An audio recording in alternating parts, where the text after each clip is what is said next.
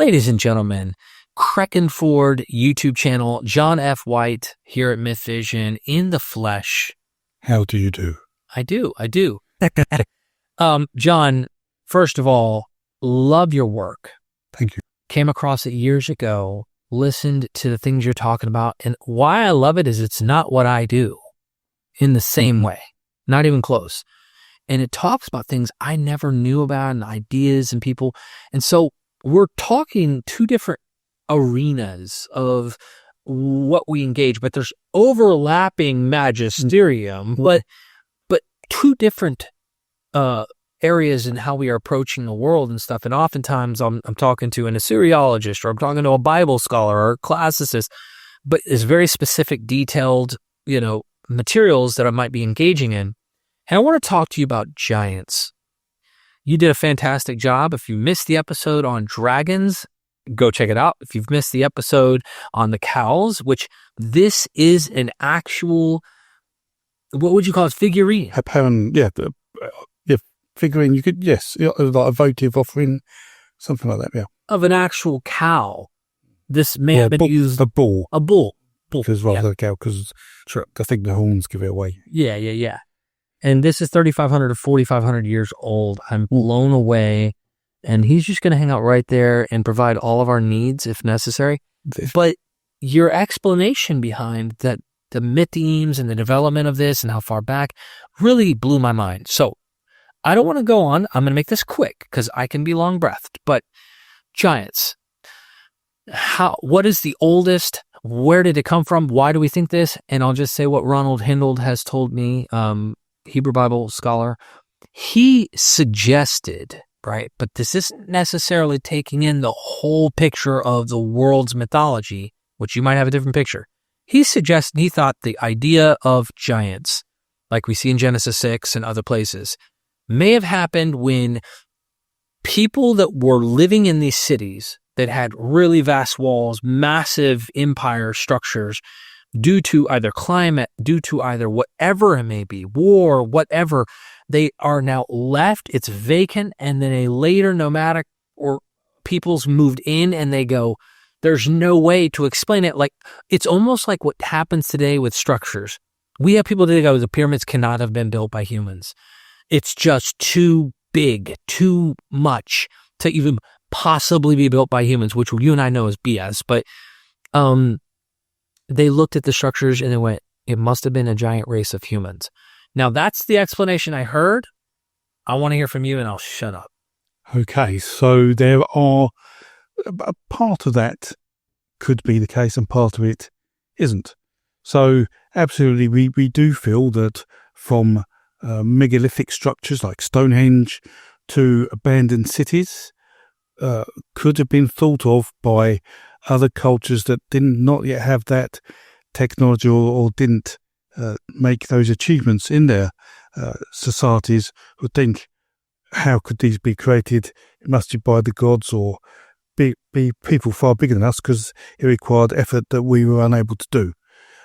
So in effect, you're suggesting that people that had not yet had sedentary behaviour, so who had lived in villages and hadn't had the idea of how to build structures to live in, and that would have come across these and created those stories, which if they had, then how do those stories get transmitted to the societies that did live in them? That wouldn't make sense, but there is part of that could be the case. So certainly Indo-Europeans, who we've spoken about before, the people who speak a language associated with Proto-Indo-European, they didn't really build megalithic structures. They did build earthworks and the like, kurgans, but not Stonehenge. That was built by Neolithic agricultural people. So they would have come to England, the pastoral farmers, seen Stonehenge and thought, that must have been built by giants. And so, yes, from that point of view, you can get it. But that is nowhere near the oldest story of giants, not even close.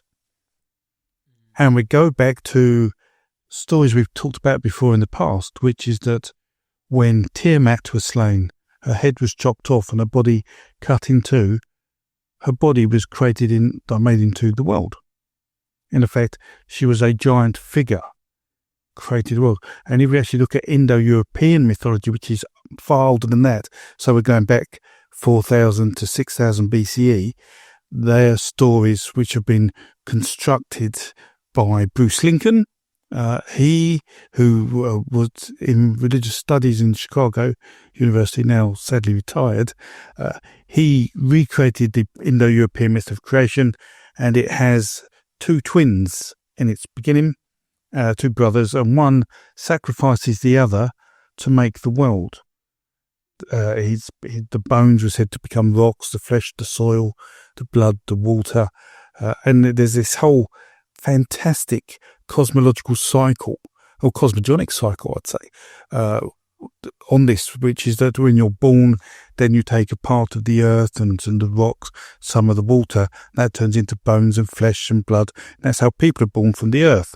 And so if the earth isn't giving you many people, you have to kill a few people, or cows, or whatever's at hand that you consider important, into the world for it to become fruitful. And that's the reason for sacrifice, in a way. So that's where giants come in, because if you think about it, you had to be a giant to be able to be big enough to build the world. A really clear version of this is probably the Old Norse creation myth we find in the Völuspá, which talks about Ymir, which is an androgynous giant figure. So rather than a twin figure, it's one figure looking like both, and Ymir means twin in effect, or some people believe it's cognate to twin or two. But that giant, he's called a primordial giant being, is cut up to build the world. So in effect, why do we have the world and the mountains and the rocks and the cliffs and the seas? Because the only place it could have come from, if you're a primitive human wandered around, is, well, probably another human, because no one else could have done it. And to build all this, there had to be one big human. I mean, we're talking giants the size of the earth, because they used to build the earth. So there is a sense, in a way, that structure, because they believe that the world was built. That's why we get in Greek a lot of we talk about what's the term that the Gnostics like to call about the creator in a negative way, the demiurge, right? Oh, yes. But that wasn't negative at first. You know, Hesiod's Theogony and Plato and others, Timaeus, when I talk about the demiurge, the creator, the crafter, he's a craftsman who made the world. So it's not just, yeah, sure, they may have came and saw and said, hey, this city was built by giants, and there's localized ways of those tellings. But the concept far predates that, just intuitively, by suggesting, look at how big the world is, something big made it. And we say it's this creator or creators that did that. And I think that makes a lot of sense, what you just said. And the reason why I wanted to kind of hint at that reasoning that overlaps with what the scholars are suggesting, like Hindle, is like Gilgamesh, right? The story says he's 16 cubits wide, I think. Not just height, but like his width is that wide. That's huge, okay? So I'm sitting there going, okay, this guy is a giant in the story. Now, in real life, he was just a normal king. But like they told a legend about him that made him larger than life. And what's he do at the beginning? He builds a city, and then of course, because of immortality and all that he couldn't get the way he thought he would. Some scholars like Joshua Bowen and others that I've talked to, they say the story ends the way it begins because his immortality is in the story. It's not only in the cycle of the story, it's in the city that he built. So while he could never ascertain immortality, and it gets taken away by the serpent in the end and all that, he's like, it retells it, and it's almost like a cyclical thing that always goes as you tell the story. Gilgamesh lives, so it's fascinating. Now that is interesting. So we've spoken a lot over the last few episodes, and one thing I haven't talked about is immortality. And what we have found is that stories persist because they're poetic, and we can reconstruct some of these poems. Normally we just have a general outline of a story and don't know the words that were said, but some work has been done to recover some of those words. And one of the lines said in the stories is, fame does not decay. That means if you do something great with your life, if you're a hero, you make a change for the good, people will want to write poems about you, will want to sing about you. And that's how immortality remains. That's fascinating because we get that with Achilles, right? He talks about this young slave boy who's there and he's like, yeah, well, I don't want to do that. I can't remember. Yeah. He sounds like he doesn't want to go to battle or whatever. He goes, that's why no one will remember your name. Yeah. Or if you choose to die or something. Yes. Yeah, no one will remember your name. So there's something fascinating. That's very Indo-European. That's an Indo-European piece of poetry because you wondered, are the Greeks Indo-European? And we said, well, but that's a bit of it that's in there. And to me, that's, you think that was being told 6,000 years ago, that line. Wow. It shows that people, needed a purpose in life, needed to live and do something to be remembered. People realize there's a hierarchy of people. Yeah. So let's talk about a few giant stories. Since we know the reasoning behind maybe a good suggestion for the origin of the idea, we brought up the fact that, the Bible has that, but we don't really need to talk about those stories since people know Gilgamesh seems to be a remnant of it. Genesis 6 says that these, there's these giants in the land that are offspring of the gods and stuff, which might be hinting at that common kind of motif that we see even in the Greek world. But I was thinking about what's that folk tale? I think it's a folk tale where I think it's Indo-European, and I think it's an English story where there's a hall and this creature beast monster comes out and is trying to get the food, and I think it kills some humans. I can't remember, but then finally this one really strong man like grabs it, and Beowulf. Yes, Beowulf. So that, if I'm not mistaken, wouldn't that, the strength of this guy being able to tear, kind of indicate he might be a giant in some way, or am I stretching it? No, that is a myth with many different themes in it. It's somewhat Christianized. There's certainly a good chunk of Indo-European myth and dragon slaying in there. You can see it with hints. So what's quite interesting, to me anyway, is that when a giant is used to build the world, say different parts of the body are used for different aspects, but where people are created from that body as well. And from the head, he said priests are usually created, and from the torso, warriors, and from the legs, fighters.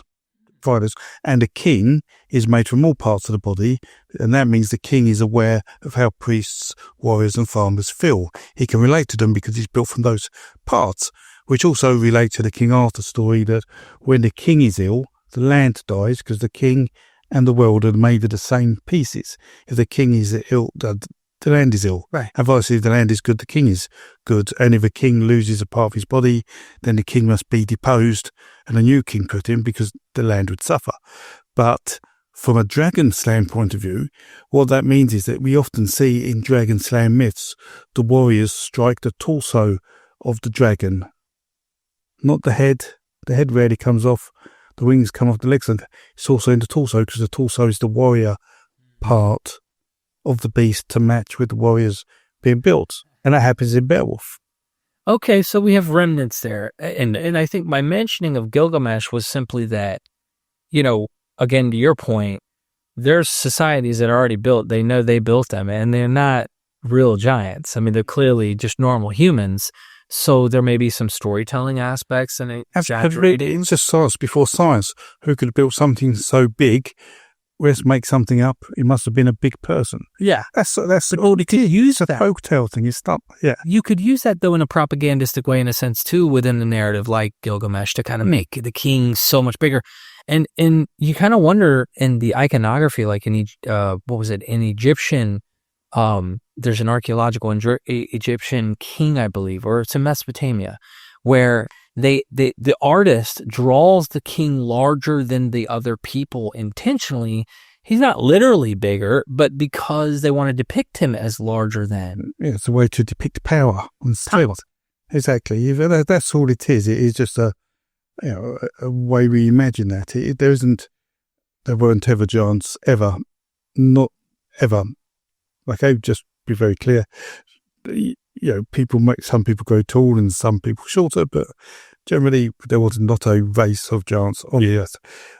So it's just a way to add function to stories, and that exists all the time. We've talked about many stories in our episodes, and we've talked about fighting dragons happens away from land.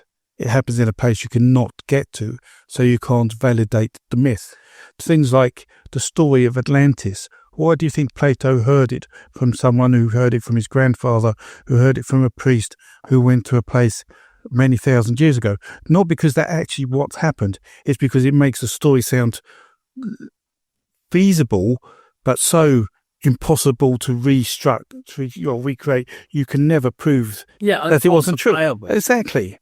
And that's all people are doing, is creating these things within myth. It's very clever. The same is said for creation myths of the Greeks, and then going into the Near East, where you have this hierarchy of Gaia and Uranus or Uranus and Kronos and Zeus. They create this structure so that it feels like that was, some authenticity and credibility for Zeus to rule, because you've created that there. If that wasn't there and Zeus just turned up, that doesn't make any sense, which is why a lot of people question, well, does God really exist? Because God just can't be there. There's no credibility to him being there. Who popped him out? Yeah. And then they go, well, he never had a beginning. And it's like, so you have to start somehow. Exactly. And every myth is the same.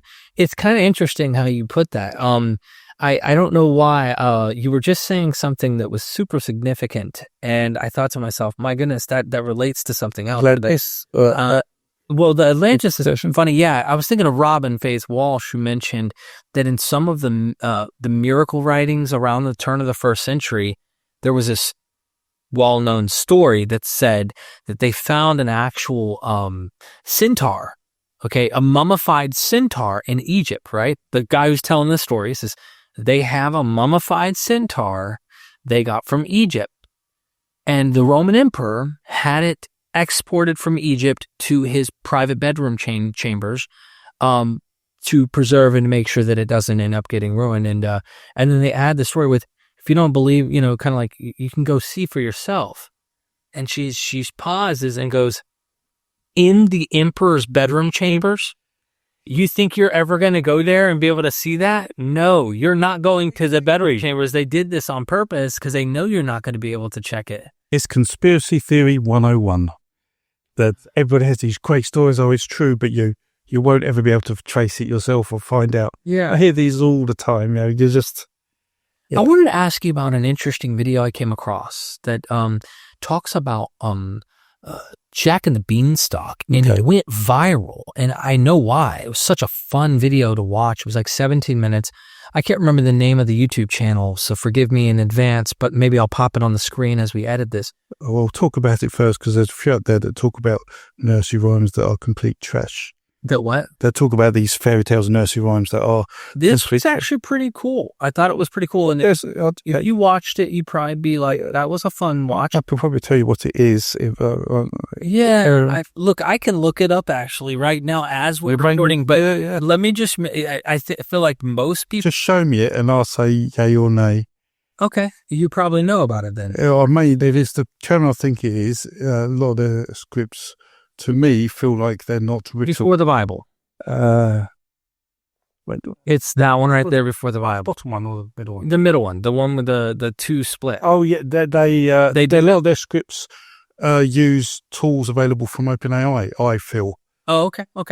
Well, it's an interesting thing. It is. They get into. Have you watched this one? Not that one, no, because I watched one and you could just tell about the tapestry of this and the what of that. That word, dude. You can tell, I know where you got that script from, and you're not a scholar.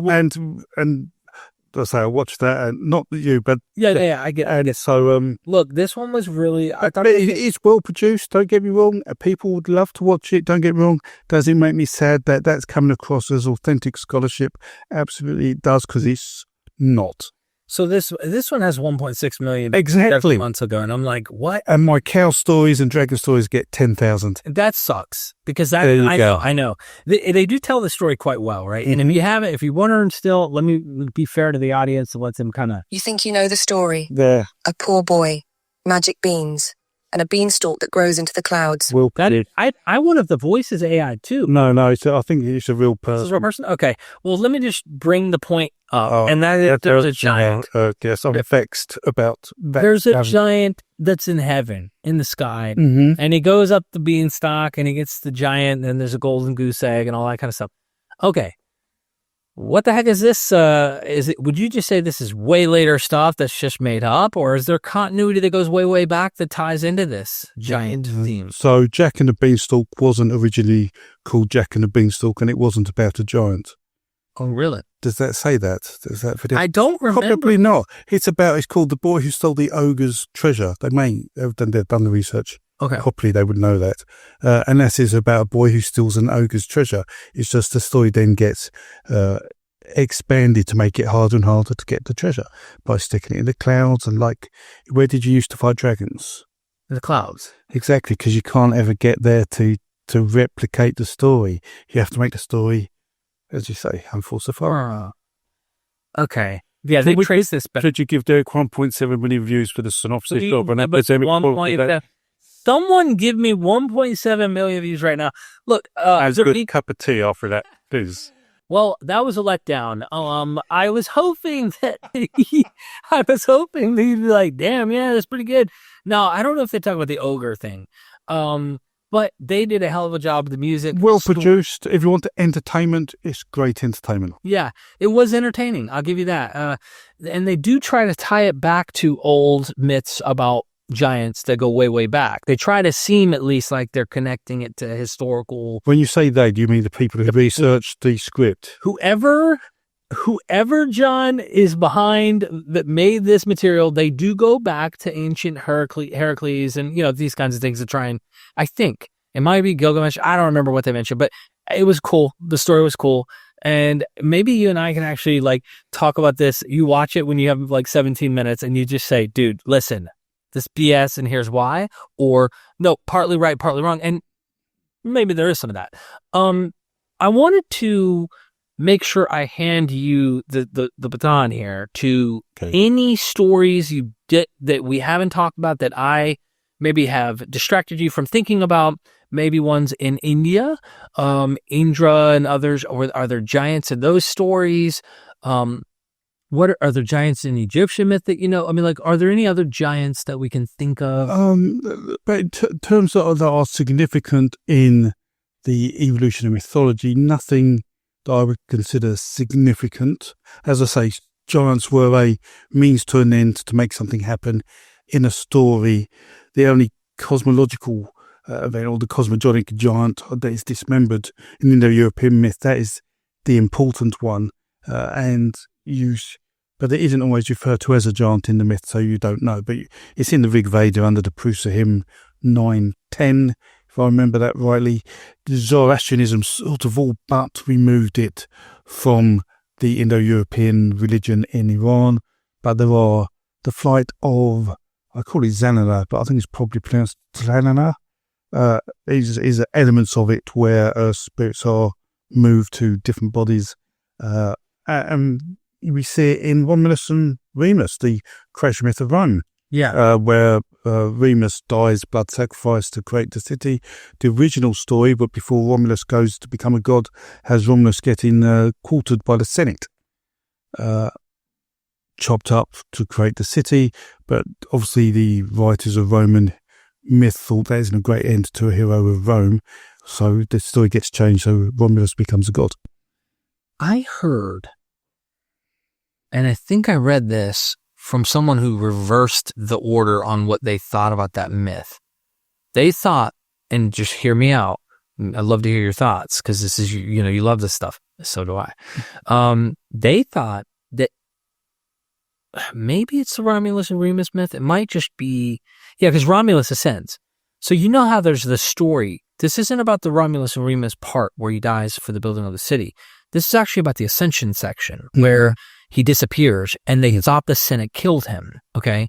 That's as the story evolves. Yeah. Yeah. So according to, I believe, Richard C. Miller, he thought that what had happened is the reason that they had this accusation that the Senate may have killed Romulus, that version of it may have happened after the Julius Caesar assassination happened. So there's a sense in which you have a real historical coup where the Senate's actually killing, stabbing the Caesar, and that may have, and he's not saying this is it. He says he wonders if that myth of Romulus's Senate accusation of killing him may have happened after. Yeah, I mean, influenced it.